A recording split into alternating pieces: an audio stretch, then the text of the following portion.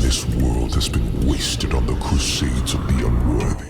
Why is Inarius, an angel, a being comprised of light, divinity, and holy essence, capable of evil? And how is that even possible? After beating the Diablo 4 campaign, I noticed a lot of chatter in the community where people were perplexed by Inarius' actions as an angel and that of his church. Being more of a maniacal tyrant than benevolent father, he outwardly betrayed himself to be. We made a choice. And that they can never forgive. No matter what you tell yourself, or who you sacrifice. Silence is their judgment. Which begs the question, how can angels have the capacity for evil in their Diablo universe? However, before we tackle this question, an argument I've seen from the community is that angels' actions aren't actually evil. And I've had actual conversations on Discord, surprise, surprise, where people go as far as dismissing Malthael genociding up to 90% of Sanctuary's populace. But how do you even justify mass murder? Well, it is argued that Malthael only killed humanity because they were half demons, hence him benevolently sparing Tyrael. Effectively, no demonic taint equals no kill. Why? Also, Imperius giving in to wrath and beating Tyrael bloody for siding with humanity never made it into the final game, so I don't know, I guess that's fine. Imperius basically called Tyrael out for what he considered his foolishness. You sacrificed everything to be one of them. Was it worth it? And then he proceeded to slay every single guard in the room and beat the heck out of Tyrael for a bit. To the genocide deniers, I say, what if I instead rephrased my argument to angels are not thematically bound to good and can commit evil acts instead? Or at least, angels don't act in the way that we would expect them to, thanks to theological texts and most modern-day media depictions. Let me explain. In Diablo 1, the lore was openly based heavily on Christianity and its symbology, plus the lore was a hell of a lot looser, pun intended. A simpler time where demons were really bad and the heavens were nowhere to be found, so we, the player, had to roll up our sleeves and kick some demons' teeth in, lest the town of Tristram be lost to the burning hells. Simple, but effective. Congruently in Diablo 2, we see Tyrael, the Archangel of Justice, is an ally to humanity, although for reasons unknown to us, he was not meant to aid Sanctuary directly. For some people, that is where the lore ends, as the developer of Diablo 1 and 2, Blizzard North, was shut down and Blizzard South took over the franchise and is what we know as Blizzard today. This new Blizzard team decided to take a different path for the Diablo franchise. You know, talking to the dev team, like, yeah, what do you guys think about making Diablo a chick? You know, like, I think a couple people stormed out of the room. It was not pretty. Especially for angels. Like I said, I really felt that just having this golden god present in this space helped see him as the beautiful side, but his actions and what he does are just completely scary. And so he's frustrated at Tyrael, he's frustrated at the council, you know, and in some ways that frustration starts to play out on his own actions. This is how Leah uses his vanity against him, calls him out, picks a fight with him, and basically just wipes the floor with him.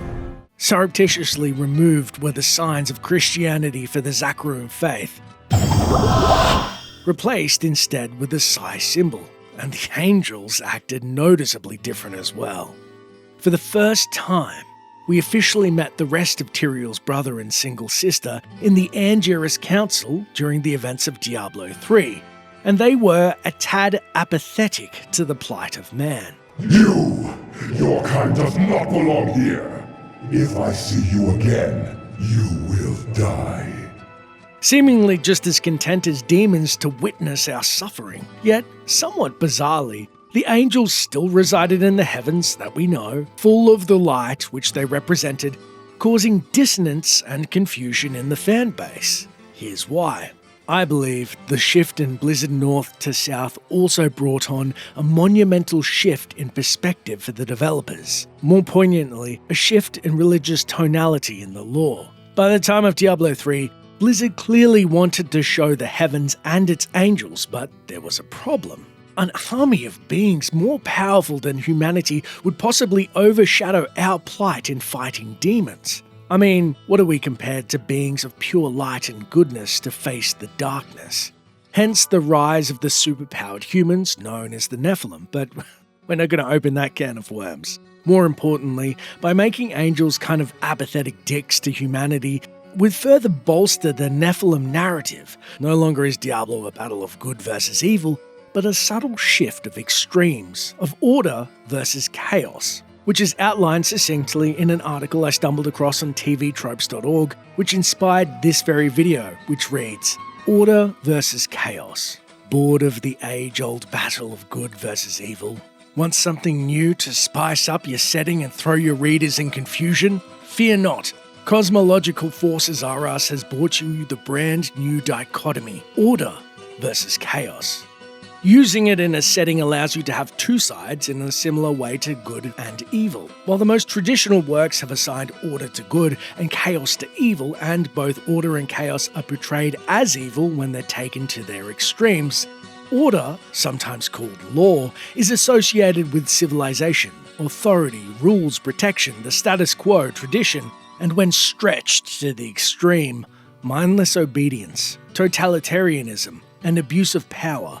See Imperius embodying the aspect of wrath. It's also quite common to depict what happens when order takes their laws and oaths just a little too far. The hero's the one that has to pick between one or the other to serve, or choose neither one and keep them balanced, because both order and chaos are dangerous.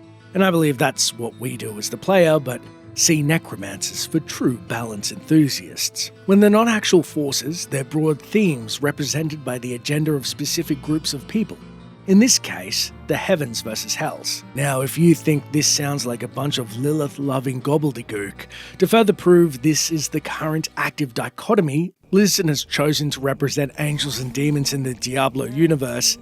Here is an excerpt from the Book of Lorith outlining a warning about what happens to mortals being exposed to Auriel, the Archangel of Hope's eponymous gardens, due to the deleterious effects of complacency that her aspect of heaven brings on. There is a verdant garden of hope in the high heavens, the domain of the Archangel Auriel. Flowers bloom there eternally, scenting the air with soft perfume, while music fills the soul with celestial harmonies. Mortals who have experienced the beauty of this garden describe an almost intoxicating tranquility, one in which the mind can become lost, forgetful, and complacent. Perhaps that is why Diablo, empowered as the prime evil, chose the Garden of Hope as an entry point during a siege against the high heavens.